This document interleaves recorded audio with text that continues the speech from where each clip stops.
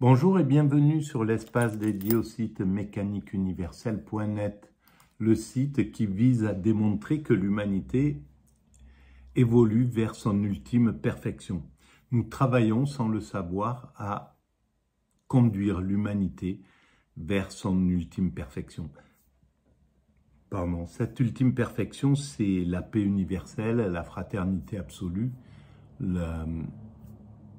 l'écologie 100%, enfin un monde, voilà, un monde, le paradis comme on peut l'imaginer, comme n'importe quel être humain aujourd'hui sur cette planète. On est 8 millions d'individus, comme ces 8 millions d'individus peuvent avoir une idée de ce que peut être un paradis terrestre. Voilà. Donc on construit un petit peu cet état pour nos futurs descendants. Alors évidemment, il faudra quelques siècles d'évolution, peut-être 2, 3, 4, 5, peut-être 10 siècles. Mais l'humanité, elle a le temps en réalité. C'est nous qui n'avons pas le temps. Après, on est dans un moment d'accélération. Plus nous sommes nombreux, plus on découvre de choses et plus les progrès s'accélèrent. Alors des fois, ils s'accélèrent au détriment de l'homme et de façon négative. C'est ce qu'on a vu au XXe siècle et on commence à sortir à peine de cette inconscience. On commence à prendre conscience qu'il faut agir d'une autre manière, qu'il faut tenir compte de l'écologie, etc. et de rentrer dans un monde de l'écologie. Mais c'est un peu compliqué pour passer sur ce niveau de conscience de façon générale et universelle. Voilà. Donc, pour démontrer un peu cette théorie, je m'appuie, parfois je prends prétexte sur des émissions de France Culture, souvent avec philosophie. Et là, eh ben, c'est sur une série que cette émission avec philosophie consacre à l'idée d'Amérique. C'est l'épisode 1 sur 4, le nouveau monde, proie d'un désir puissant. Donc, je pense que c'est la deuxième ou la troisième, je vais vous le dire tout de suite. C'est la seconde émission. Voilà. Donc, il y a déjà eu une émission sur cette... il y a déjà eu une vidéo, j'ai déjà fait une vidéo sur cette émission-là. C'est un peu laborieux. Alors, c'est un peu laborieux parce que je suis pas très bien oxygéné et donc, j'ai pas une... C'est un peu compliqué pour moi d'avoir l'esprit serein pour parler. On va essayer de se reprendre. Voilà. Et je laisse tous, je fais les vidéos que je fais, je les laisse brutes comme ça. Parce qu'en réalité, ben, elles servent en même temps de journal intime pour, ben, j'étais comme ça à ce moment-là, c'est comme ça que je suis. Voilà, c'est pas, il n'y a pas de tentative d'améliorer ça ou de faire des choses un peu plus séductrices. Allons-y. Alors, on saute un siècle, et même un peu plus. Est-ce que, disons, même quand les États-Unis d'Amérique ont été fondés, donc là, il y a des gens là-bas, des gens qui d'ailleurs n'ont pas très bien traité les populations, le moins qu'on puisse dire, les populations autochtones. Nathalie Caron, est-ce qu'il reste pour longtemps, au 19e siècle, chez Chateaubriand, chez Volney, chez des gens que vous connaissez bien, est-ce qu'il reste cette idée que c'est un challenge pour l'Europe, que c'est là-bas qu'on va pouvoir mettre en œuvre nos idées, que peut-être on n'a pas si bien fait les choses en Europe, on va le faire mieux là-bas. Est-ce que cette idée est tenace? Elle est peut-être tenace chez certains auteurs, mais chez Volney, elle a disparu. D'accord. Et Volney offre un contrepoint tout à fait saisissant à ce qui vient d'être dit sur Locke. C'est que Volney, qui donc voyage aux États-Unis en 1795, 96, 98, donc 3 ans aux États-Unis, revient avec l'idée que non, il ne s'agit pas d'une terre vierge. C'est bien pour ça que nous pensons... Parce que voilà, donc plus ou moins, ben, peut-être Locke, je me souviens plus, c'est la vidéo précédente, mais j'oublie aussi vite que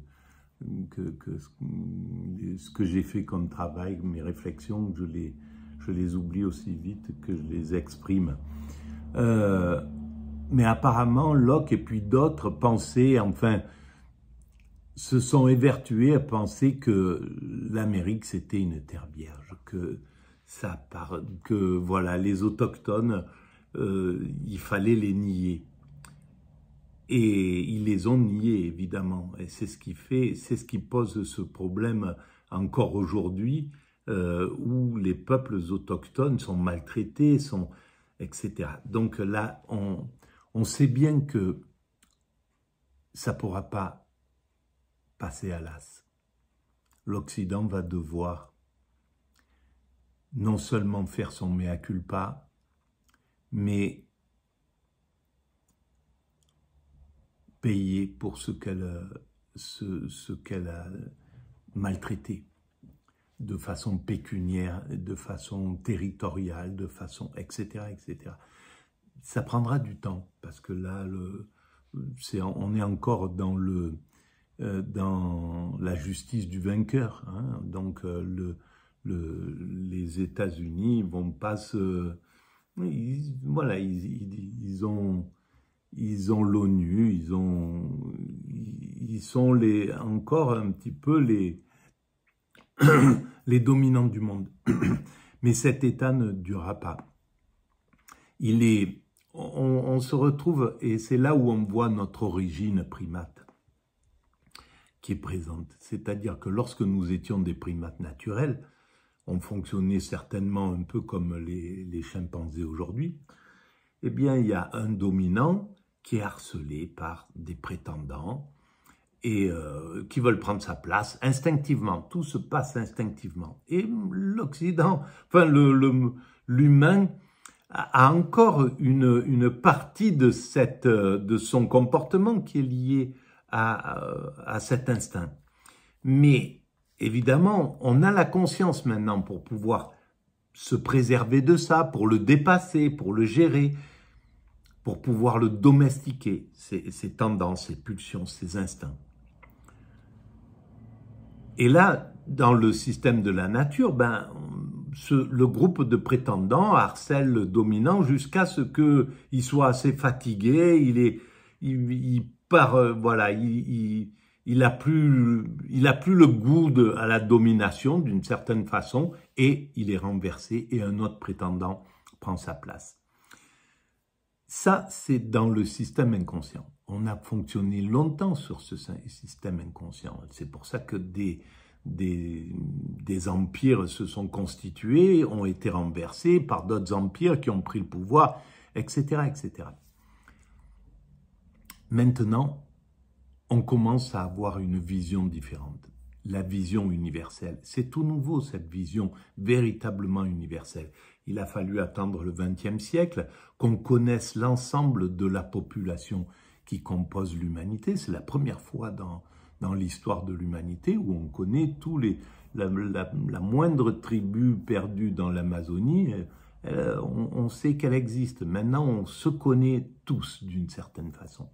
C'est la première fois qu'on a construit les structures pour fonctionner universellement. L'ONU, l'UNESCO, l'OMS, l'OMC, l'Organisation mondiale du travail, du commerce, du tourisme, etc., etc.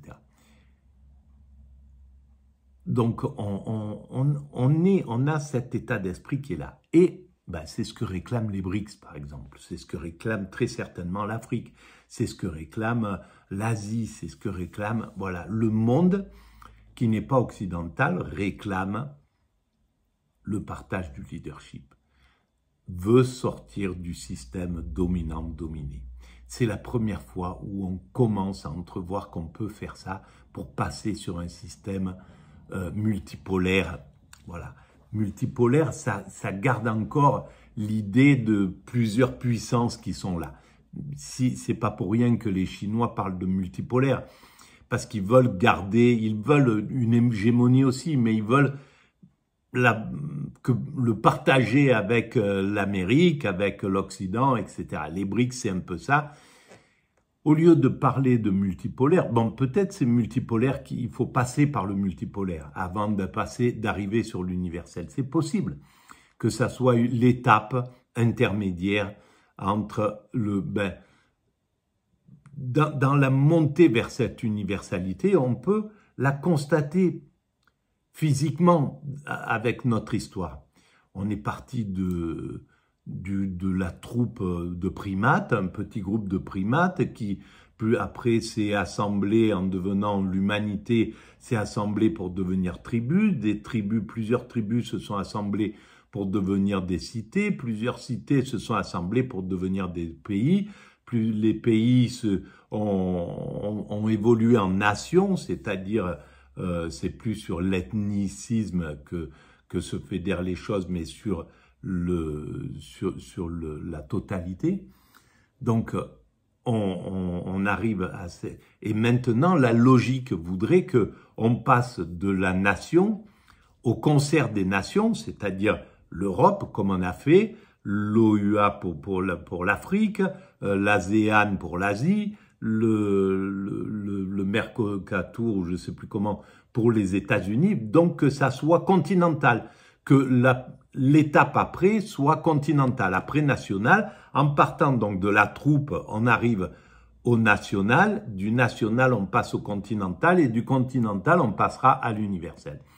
C'est possible que ça soit ça, c'est possible que ça soit maintenant deux grands pôles qui se posent, les BRICS contre l'Occident.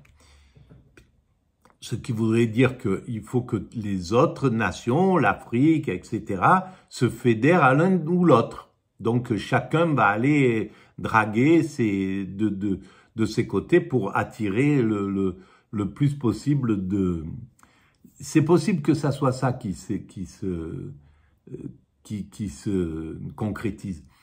Quoi qu'il arrive, c'est pas les hommes qui le décident, c'est les mécanismes qui se font.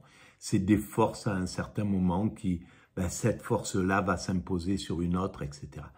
Donc la conscience, elle n'est pas tellement encore à l'œuvre.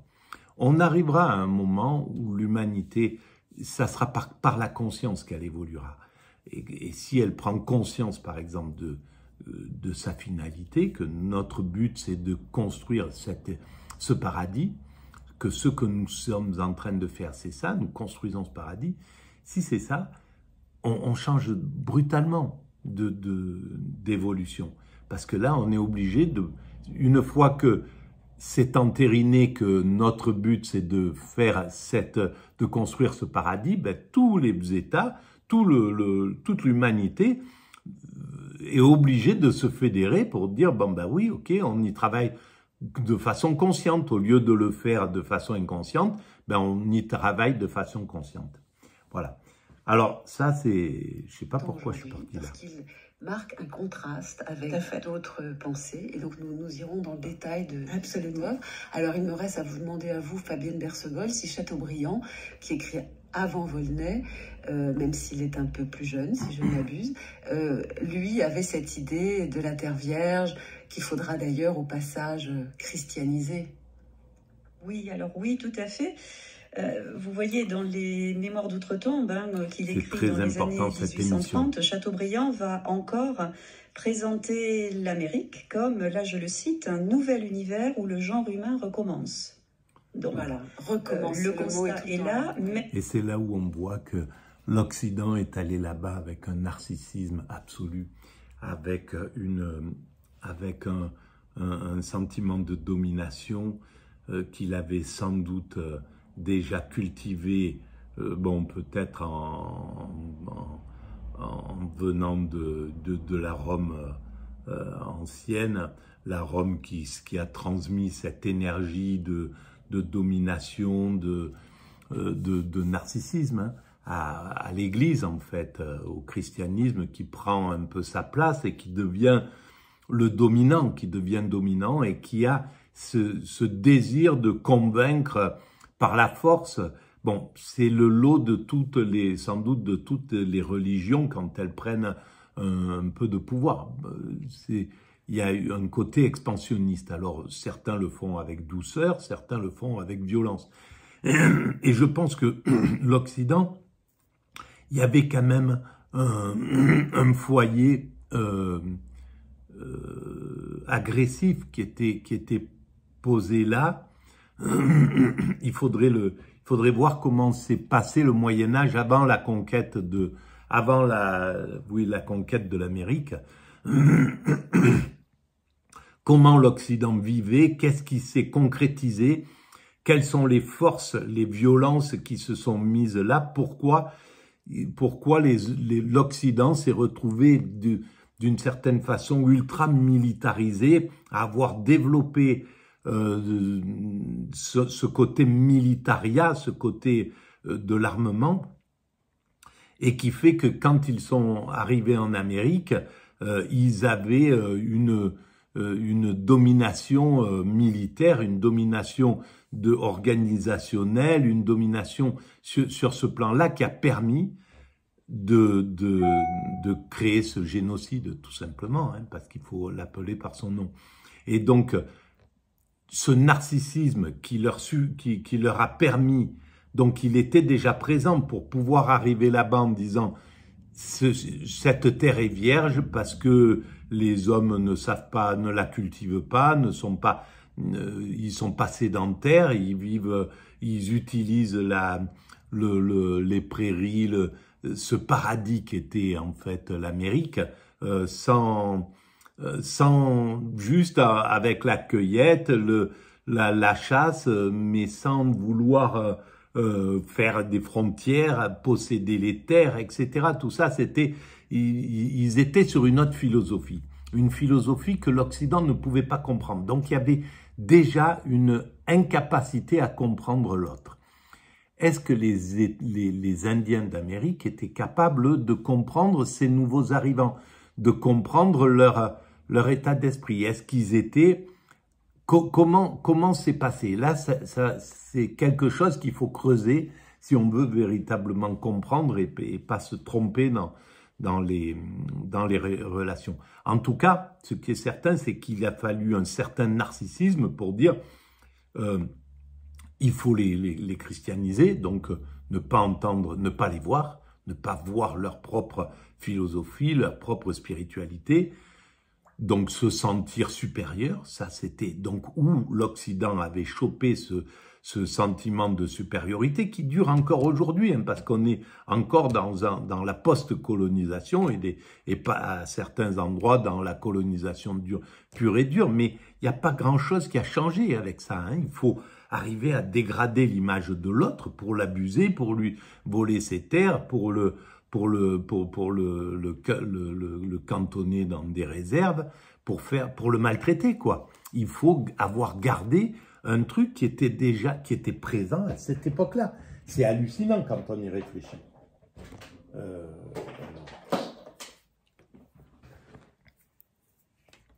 Pardon.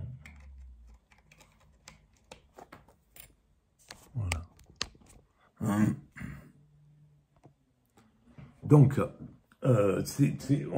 ce qui est tragique, c'est que on se retrouve en pensant avoir évolué, on se retrouve avec ces états d'esprit qui sont archaïques, parce que c'est un état d'esprit archaïque, hein, de penser que l'autre est inférieur à soi. Enfin, ce sentiment de supériorité, c'est vraiment un sentiment archaïque sur la mécanique universelle. Je dis que tout être qui se pense supérieur à autrui est forcément inférieur à celui qui se considère son égal. Voilà, rien que ça, déjà, ça veut dire que le narcissique est toujours inférieur à l'humble, quoi qu'il arrive. Et c'est le narcissique c'est le narcissisme qui peut arriver à coloniser autrui. Même si à ce moment-là, il considère que malheureusement cette promesse n'a pas été tenue parce que c'est un univers qui s'est petit à petit dégradé. Mais il y a eu cet espoir, en tout cas. De faire un nouveau monde. Un recommencement de l'humanité. En fait, c'est une sorte de nouveau monde qui concerne singulièrement l'Europe. Elle a un défi là-bas à relever. On peut comprendre cette idée de repartir à zéro. Je pense que c'est ce qui est dans l'esprit des Elon Musk, etc., quand ils veulent coloniser une planète, où c'est l'idée de repartir ailleurs sur quelque chose de nouveau, etc. Mais ça marche pas. Ça a été 10 fois plus cruel, les États-Unis, vis-à-vis des autres, que l'Occident. Donc, ils ont été encore plus aveuglés parce qu'ils n'avaient même pas de répondants. En Europe, les nations se battaient entre elles, les régions se battaient en permanence, mais c'était presque équilibré, quoi, à la limite. Là, ils sont arrivés avec des armes complètement différentes, avec, et avec un état d'esprit vraiment Et évidemment, ça passe par une vision des populations qui sont déjà là-bas, une vision, enfin, en vérité, un aveuglement. C'est comme si c'était pas le sujet. Cette histoire américaine, c'est pour l'Europe. Alors, chez John Locke, c'est particulièrement clair. C'est assez incroyable, quand même. Et sans doute est-ce lié, Mathieu Renaud, à sa conception de la propriété. Voilà, au chapitre 5 du 2e traité du gouvernement civil, Locke dit que lorsque on mange les fruits d'une terre, néanmoins que chacun les mange, c'est une terre commune, la terre n'appartient à personne. Tout au plus avons-nous le temps de les manger. La propriété de ces fruits, c'est provisoire et ce n'est pas une propriété individuelle majeure, c'est-à-dire qui ne concerne pas la terre. En revanche, lorsque quelqu'un travaille la terre, un lopin de terre, et il produit peut-être plus de fruits que naturellement, alors l'individu en question possède la terre et les fruits. C'est vraiment une conception de la propriété importante, singulière. Et évidemment, on se dit, Mathieu Renaud, qu'avec ça, notre ami John Locke, il ne pouvait pas reconnaître les Indiens.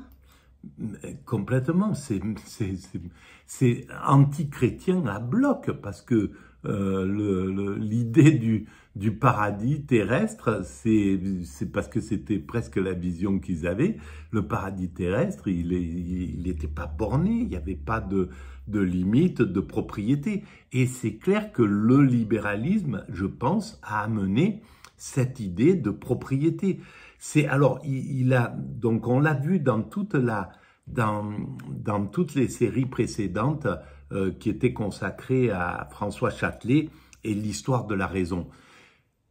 Les Anglais, donc John Locke, etc., Adam Smith, ils ont amené une idée c'est pas que les Anglais, hein, d'ailleurs, parce qu'il y a Ricardo, il y a d'autres, je ne sais pas de quelle origine il est, mais bon, bref, il y a eu cette idée de ce libéralisme qui s'est imposé à un certain moment, qui a apparu et qui était important, qui a pu faire passer, amener de l'égalité et en finir avec une aristocratie qui thésaurisait tous les privilèges, et donc passer à faire évoluer l'humanité, ça c'est indéniable. Mais le contre-coup de cela, c'était le fait d'avoir la propriété et tout. Alors même si c'était important, si ça a permis au peuple d'avoir chacun son petit lopin de terre, etc., de pouvoir aller et peut-être c'était même le désir de ces philosophes d'amener cette idée-là pour le peuple, c'est possible, hein, mais en tout cas, le résultat, il est que, au lieu de s'adapter à une philosophie de vie qui était celle des Indiens, et donc arriver là-bas et vivre comme ces Indiens, donc de parcourir cette Amérique sans la borner, sans la limiter, sans en faire, sans reproduire les États qu'on connaissait en Europe, donc prendre cette philosophie parce que elle était la meilleure, elle était finalement la plus humaine, la plus respectueuse de la planète, etc. Donc, ça aurait pu être ça. Malheureusement, ben, le non, ils ne pouvaient pas les reconnaître, mais il y avait même un autre enjeu qui était de les expulser. Il y a l'idéologie de la terra nullius, la terre qui n'appartient à personne, la terre vierge. En même temps, les colons ne sont pas idiots, ils voient bien qu'il y a des gens qui habitent là-bas, donc il faut autre chose, hein, c'est un peu résumé, mais il faut autre chose, il faut cette théorie du travail et de l'appropriation par le travail, oui. Et des enclosures, c'est-à-dire, en fait, on est propriétaire que quand on met des barrières à son terrain, ce qui est quand même une conception assez singulière hein, de la chose, et il faut trouver un moyen. Et les prétextes pour mettre en esclavage, pour coloniser, pour voler la terre, ils sont infinis, c'est tellement, mais c'est affreux quand on regarde ce mécanisme-là en cours dans l'humanité, à quel point c'est prégnant. Et donc, c'est très facile de dire, je peux te mettre en esclavage parce que tu n'es pas un humain, tu es moins humain que moi, moi je suis humain, toi tu ne l'es pas, donc je peux utiliser ton travail et t'utiliser comme un animal domestique. Voilà, et on n'a pas jugé tout ça. Tant qu'on n'aura pas jugé correctement ça, on le reproduira, on le continuera, on le voit. On voit que c'est encore présent dans l'esprit humain. Donc, il faut arriver à le juger, il faut que ça passe au niveau de l'humanité tout entière, qu'on puisse dire, regardez, là, ça ne marche pas, ça, c'est les affres du narcissisme qui nous conduisent à penser comme ça, et ça ne peut pas fonctionner, etc. Mais montrer que les Indiens ne sont pas sur leur propre terre et que finalement, s'ils revendiquent leur terre après coup, qu'est-ce qu'ils font? C'est eux les véritables agresseurs. Et donc, le travail qu'ils ont fait, eux, et donc, oui, on a le droit n'est pas reconnu. Parce que, en fait, non, le travail qu'ils ont fait n'est pas reconnu. Et il faut trouver un moyen non seulement de prendre leurs terres, de les expulser, mais un moyen aussi de les punir, sachant que du point de vue du droit des gens, du droit international, rien d'autre ne pouvait justifier qu'on s'attaque ou qu'on décime des Indiens qu'une théorie de la guerre juste, donc ce qui est présenté par les colons, par les théoriciens. Voilà. Alors la théorie de la guerre juste, c'est encore repris sur c'est fou comment ça n'a pas évolué, quoi. Il y a quelque chose, là, l'humanité, bon, on est à la queue de la comète, c'est la fin, c'est l'exagération absolue de la toute-puissance de l'Occident, là, depuis les années 80, qui montre sa face vraiment archaïque encore. Mais c'est incroyable comment... c'est l'autre qui est l'agresseur, quoi, celui qui était déjà présent, qui était là, et qui empêche celui qui est le nouveau arrivant, qui veut borner sa limite, fermer son terrain, prendre le terrain, dire ça c'est à moi, et en fait il est agressé par les Indiens qui sont là. Enfin, le colonialisme anglais, comme ce qui était une guerre défensive. Mais juste un dernier mot sur la notion du Nouveau Monde. Chez Locke, ce qui est drôle, c'est que c'est un Nouveau Monde, mais en même temps, c'est que de l'ancien. Oui, en tout cas. Ça marche parce que Locke dit ce qu'on retrouve en Amérique, c'est ce qu'on a été avant. Voilà. Donc c'est quand même une conception très singulière aussi, encore une fois, du nouveau. C'est un nouveau qui n'en est pas un. C'est une découverte qui donc c'est recouverte, si on veut, ou... voilà, et aussi une occultation de la véritable différence de l'autre, qu'on arrive à penser que par rapport à soi ou par rapport à ce qu'on est devenu. Et par au narcissisme. C'est le narcissisme qui permet ça, c'est-à-dire le narcissisme pathologique, c'est-à-dire l'autre n'a pas d'intérêt. S'il n'est pas comme moi, ou comme moi, ou supérieur à moi, je bats de celui qui est supérieur. Si on avait trouvé des militaires plus féroces, mieux organisés que les conquistadors, que nous conquistadors, on aurait pu on vous aurait badé, on aurait fait vœu d'allégeance. Mais comme on vous considère comme nos inférieurs, parce que on ne voit pas votre spiritualité, eh ben, on fait ce qu'on veut avec ça, quoi. Bien connu dans ce chapitre 5 du deuxième traité du gouvernement civil de 1690. In the beginning, all the world was America, and more so than that is now. Autrement dit, au début, le monde entier était l'Amérique, et après c'est très difficile de traduire, et ça l'était encore plus avant que ça ne l'est maintenant, parce il sait très bien au moment où il écrit que des gens sont en train de travailler cette terre, qu'elle n'est plus tout à fait vierge, mais c'est passionnant cette expression, ça veut dire que avant, quand vraiment il y avait personne. C'est passionnant si on le voit du côté occidental, évidemment, et si on est là pour mais on comprend que ça nous titille et que ça va être dur pour l'Occident de faire son mea culpa. Ça va être dur de regarder en face et de finir par dire bon, franchement, c'est bon quoi. Oui, effectivement, on a un côté génocidaire, un côté cette violence-là, il faut l'extraire de l'humanité. Mais franchement, c'est pas rigolo, quoi. C'est pas rigolo. Dans un temps qui est l'état de nature originel, là, c'était vraiment l'Amérique. C'est intéressant comment il dit. Au fond, l'Amérique, il la connaît. Il sait mieux ce que c'est que ce qu'il a sous les yeux et ceux qui y travaillent. L'Amérique, c'est l'idée de la terre absolument vierge d'avant, et aujourd'hui on en a un petit spécimen déjà un peu trop travaillé, n'est-ce pas? Oui, il y a deux choses dans cet argument. Alors l'argument principal, c'est qu'en effet la colonisation a débuté depuis plus d'un siècle et demi, et que donc le territoire américain n'est plus tout à fait une terre vierge grâce aux colons, ils ont commencé à la transformer. Ça, c'est le premier argument. Deuxième argument, c'est que Locke ne pense pas l'état de nature comme un état atemporel et ahistorique. Ça, il dit, il y a une histoire de l'état de nature, et qu'il y a en Amérique, parmi les communautés amérindiennes, eu un développement à l'intérieur de cet état de nature, même s'il n'est jamais parvenu, parce que c'est ça tout l'enjeu, ce développement jusqu'à la fondation d'états politiques à part entière. Car reconnaître qu'il y a des états à part entière sur le continent américain, des chefferies qui représenteraient, j'en sais rien, des États, en fait, ça voudrait dire que les terres vierges, même si elles restent vierges, continueraient d'appartenir à ces Amérindiens. Donc pour que les terres vierges soient appropriables, il ne faut pas qu'elles appartiennent au territoire d'un État, donc il faut dénier systématiquement toute forme d'organisation proprement politique aux Indiens.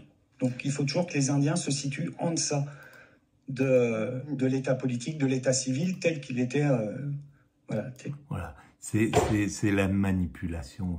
Bon, elle est encore en cours à fond dans l'humanité. Il n'y a pas de mystère. On en est là. On en est là. L'évolution va être lente pour aller jusqu'à...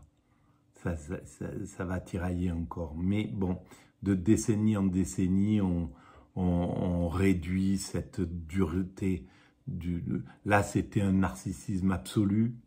Maintenant, on est dans un narcissisme un peu plus malléable. On peut plus le travailler. L'ensemble de l'humanité critique tout ça. On veut plus de cet occidentalocentrisme absolu, de ce comportement colonial ou post-colonial. On n'en veut plus. L'humanité en veut plus. L'Occident, même les propres habitants de l'Occident ne supportent plus que leurs dominants continuent dans cette voie. On est sur un autre monde. Mais il faut du temps pour passer d'un monde à l'autre, pour passer d'une période à une autre. Et là, on voit que tout ce travail pour aller vers l'universel, il est costaud là, il est difficile. Et malheureusement, on est dans la mauvaise voie. et c'est pour ça que j'insiste sur l'idée du narcissisme, le narcissisme pathologique, hein, la perversion narcissique. Même si ça n'existe pas en science, je ne sais pas si en psychologie ça n'existe pas, mais peut se faire une idée de cela. Ou la psychopathologie, on a un système dominant qui est vraiment posé là-dessus, quoi, qui a vraiment une densité narcissique qui est inouïe là-dedans et qui permet aujourd'hui de continuer à fonctionner comme ça. Là, à l'heure actuelle, ça fait 20 ans ou 15 ans, je ne sais pas, que les États-Unis sont dans les puits de pétrole de Syriens, qui volent le pétrole en Syrie et les médias n'en parlent pas, ni rien. Et donc, on est dans ces mécanismes-là, on est dans ce système de dominant. Et on sait que c'est pas même les États-Unis savent, ils savent que c'est pas que c'est l'universel qui nous attend, qu'on va vers l'universel, sauf qu'ils veulent être ceux qui imposent cet universel. Et c'est exactement ce qui s'est passé avec l'Amérique. Ils voulaient imposer leur situation. Voilà. Donc là, je vais arrêter parce que on m'appelle. Voilà. Merci, à bientôt.